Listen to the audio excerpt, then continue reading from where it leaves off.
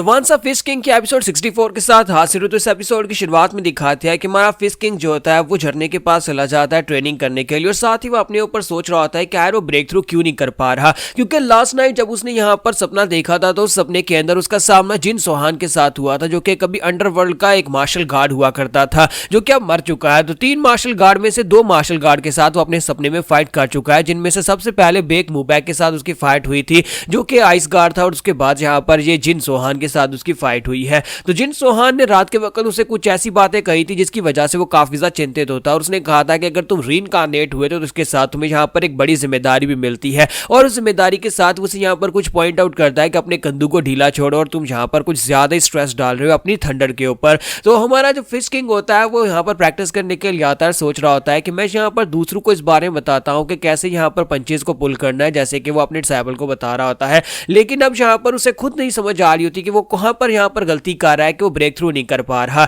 तो हमारा जो फिश किंग होता है वो सोच रहा होता है कि मैंने अभी तक यहाँ पर जितनी भी फाइट्स की उन सभी फाइट्स में सिर्फ और सिर्फ पंचेज का यूज किया और साथ ही थंडर को यूज किया। अपने पंचेज और थंडर के ऊपर मैं बहुत ज्यादा जोर डालता हूँ, क्या यही मेरी गलती है कि मैं यहाँ पर पंचेज और थंडर के ऊपर कुछ ज्यादा ही निर्भर कर रहा हूँ? अगर मुझे यहाँ पर थंडर एम्पर बनना है, अगर मुझे फिश किंग से ब्रेक थ्रू करने के बाद एम्पर लेवल पर पहुंचना है, तो फिर मुझे यहाँ पर कुछ और ट्राई करना होगा। मुझे यहाँ पर बिना अपने पंचेज और बिना अपनी थंडर के ऊपर फोकस किए बिना यहाँ पर फाइट को जीतना पड़ेगा, क्योंकि लास्ट नाइट यहाँ पर जिन सोहान ने मुझे ऐसी ही बातें कही थी, उसने मुझे जो कुछ भी कहा था उसके बाद मुझे इन चीजों को फिक्स करना ही पड़ेगा। तो इसी के साथ ही हमारा जो फिश किंग होता है वहीं पर खड़े खड़े इमेजिन करता है, वो उन सभी मास्टर्स को इमेजिन करता है, यानी कि उन दोनों स्वर्ड डीमन और साथ में हिवली डीमन और उसके 12 डिमोनिक जनरल्स को, और सभी को वहां पर इमेजिन करके उनसे फाइट करने लगा और उनसे कहता है कि आ जाओ मेरे ऊपर अटैक करो। तो स्वर्ड डीमन अपने लोगों से कहता है कि जाओ इसके ऊपर अटैक करके इसको मार डालो। तो उसके जो स्वर्ड वॉरियर्स होते हैं वो अटैक करने के लिए आगे बढ़ते हैं। जैसे ही वो लोग आगे बढ़ते हैं वहां फिश किंग जो होता है इस बार यहाँ पर एक नई अप्रोच के साथ उनमें से एक के ऊपर अटैक करता है, लेकिन उसको मार नहीं पाता। फिर साथ ही दूसरे वाले के अटैक को ब्लॉक करता है,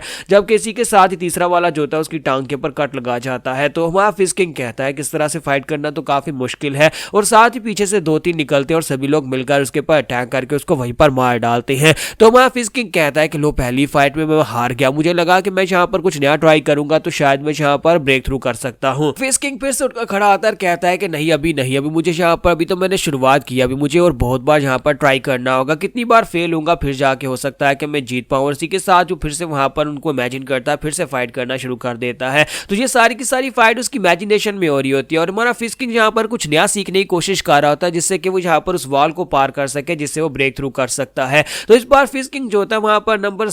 12 के जाकर कंधे के ऊपर बैठ जाता है, वहीं पर बैठकर वो कहता है कि इस बार मैं अपनी थंडर को यूज नहीं करूंगा, और वो अपनी उंगली को नाइफ की तरह यूज करते हुए उसके गर्दन के अंदर दंसा देता है और वहीं पर से अपनी थंडर को रिलीज करता है। जब वो अपनी पावरफुल थंडर को रिलीज करता है तो वहां पर एक जबरदस्त झटका लगता है और वो लड़का जो होता है वो मर जाता है। तो फिश किंग कहता है कि एक को मैंने मार दिया, अब यहाँ पर 11 और बचे हैं। लेकिन इसी के साथ ही वहां पर हिवली डीमन अपनी उन तरंगों को यूज करता है, उसके पास जो धागा होता है उस हिवली धागे को यूज करते हुए उसके गले में लपेट लेता है और उसका गला दबाना शुरू कर देता है और उसे पीछे की तरफ खींच रहा होता है। तो वहां फिश किंग कहता है कमीना कहीं का, इसे तो मैं भूल ही गया था। फिर साथ ही वहां पर सामने से हिवली डीमन आता है, सॉरी स्वर्ड डीमन आता है और उसके ऊपर अटैक करके उसको मार डालता है। तो वहां फिश किंग कहता है कि ये मैं दूसरी बार यहाँ पर फेल हो गया, लगता है कि अभी यहाँ पर किसी ना किसी चीज की कमी है, लेकिन मैं इस कमी को पूरा करके रहूंगा। और वो फिर से आगे बढ़ता है और उनके ऊपर अटैक करना स्टार्ट करता है। वो एक एक करके उनके ऊपर अटैक कर रहा था, लेकिन हिवली डीमन जो होता है फिर से अपने धागों को यूज करते हुए उसे बाइंड कर लेता है, जिसकी वजह से वो वहीं पर अटक जाता है। और इसके साथ ही वहां पर वो लोग फिर से उसके ऊपर अटैक करते हैं, लेकिन बार बार फेल होने के बाद हमारा फिश किंग जो होता है वो ग्राउंड के ऊपर लेट जाता है और कहता है कि मैं यहाँ पर चाहे कितनी बार ट्राई क्यों ना कर लूं, अभी तक मैं यहाँ पर तकरीबन 20 बार ट्राई कर चुका हूँ, लेकिन हर बार मैं यहाँ पर हार जाता हूँ।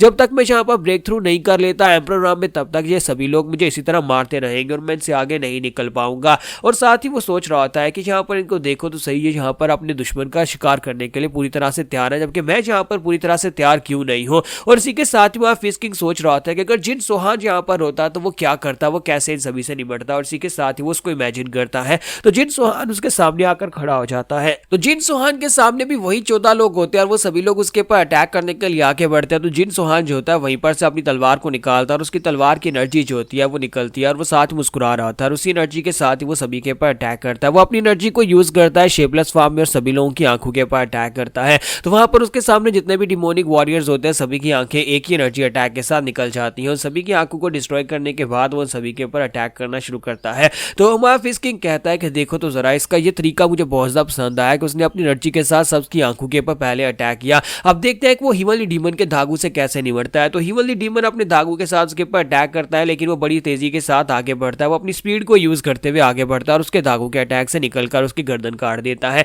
और हिमली डीमन के मरने के बाद अब यहाँ पर स्वर डीमन की बारी होती है। तो अब स्वर डीमन के साथ वो फ्रंट टू फ्रंट फाइट कर रहा था, जहां पर दोनों की तलवारें आपस में टकरा रही होती है। लेकिन जिन सोहान क्योंकि घाट लेवल का मास्टर है, तो इसी वजह से वो बड़ी आसानी के साथ वहां पर से स्वर डीमन को ग्राउंड के ऊपर गिरा देता है। वो पानी के अंदर जाकर गिरता है, तो वहीं पर से जिन सोहान आगे बढ़ता है, जाकर उसके सर के ऊपर पांव रखकर उसका मुंह जो होता है वो पानी के अंदर डुबो देता है, जहां पर पानी के अंदर डूबकर वो भी मर जाता है। तो हमारा जिन सोहान जो होता है अपनी फाइट को इस तरह से जीता है, वो 14 लोगों को इस तरह से मार देता है और फिर साथ ही फिश किंग से कहता है कि फिश किंग रीबर्थ के साथ यानी दोबारा पैदा होने के साथ रिस्पॉन्सिबिलिटी और भी ज्यादा बढ़ जाती है। तो हमारा फिश किंग जो होता है वो सोच रहा होता है कि अब जबकि ये अपनी जिंदगी में एक मार्शल गार्ड रह चुका है, ये डीमन गार्ड से फाइट कर चुका है, तो मुझे लगता है कि अगर ये यहाँ पर इस तरह की पॉइंट आउट कर रहा है कि रीबर्थ के साथ एक रिस्पॉन्सिबिलिटी आती है, तो उसका मतलब यह है कि आगे जाकर कुछ बहुत ही बड़ा होने वाला है। आज यहाँ पर मेरे सपनों में ये दोनों गार्ड्स क्यों आ रहे हैं, मेरे सपनों में इनके आने का क्या मकसद है? क्या यहाँ पर जो मुझे डीमन गार्ड के बारे में बताना चाहते हैं कि कहीं ना कहीं डीमन गार्ड दोबारा से जिंदा हो गया है, या फिर वो वापस आने वाला है,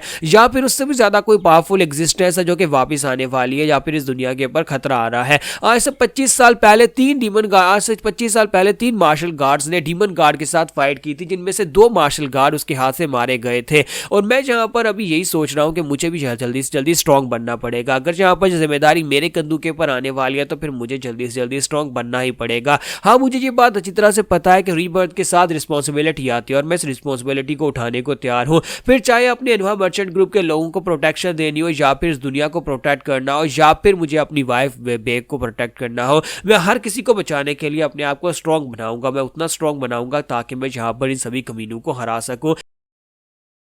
और साथ ही हमारा जिन जो होता है वहीं पर सामने की तरफ एक पंच मारता है और पूरी की पूरी माउंटेन को ही उड़ा देता है। उसका पंच बहुत ज्यादा स्ट्रॉन्गर होता है। अभी तक उसने ब्रेक थ्रू नहीं किया, अभी तक वो यहाँ पर हैमर लेवल पर नहीं पहुंच पाया, लेकिन उसकी स्ट्रेंथ पहले से काफी ज्यादा बढ़ चुकी है। तो हमारा फिश किंग जो होता है वो कहता है कि मैं तब तक अपनी ट्रेनिंग को नहीं रोकने वाला जब तक कि मैं यहाँ पर इस हीवन के नीचे सबसे ज्यादा स्ट्रॉन्गेस्ट नहीं बन जाता। मैं अपने लिए सब कुछ करूंगा, मैं यहाँ पर हर एक चीज ट्राई करूंगा ताकि मैं स्ट्रॉन्गेस्ट बन सकूं और तब जाकर मैं किसी डीमन गार्ड को हरा सकूंगा। जबकि सेम टाइम के ऊपर हमें एक दूसरी तरफ का सीन दिखाया जाता है, एक मेंशन का, जो कि ताइहो मर्चेंट ग्रुप का होता है। तो ताइहो मर्चेंट ग्रुप का लीडर जो होता है वो यहाँ पर मार खा रहा था, क्योंकि वहां पर एक जबरदस्त धमाका आता है, कोई उसके ऊपर अटैक करता है। तो वो उसे कहता है कि देखो तो जरा तुम यहाँ पर कितने ज्यादा स्ट्रॉन्गर हो, तुम्हें ताइहो मर्चेंट ग्रुप में सबसे ज्यादा स्ट्रॉन्गेस्ट मार्शल मास्टर कहा जाता है, और आज मैं यहाँ पर अपनी आंखों से देख पा रहा हूँ। तो एल्डर यूनपेल जो होते हैं वहां पर बुरी तरह जख्मी होते हैं और वो उसे कहते हैं कि हाय तुम हो कौन और तुम यहाँ पर मुझे मार क्यों रहे हो। तो इसी के साथ ही वो बंदा जो उसे मारने के लिए आया था वहीं पर से अपने हाथ उसकी बॉडी के आर पार करता है और उससे कहता है कि तुम मुझे यहाँ पर लेफ्ट गार्डियन कह सकते हो।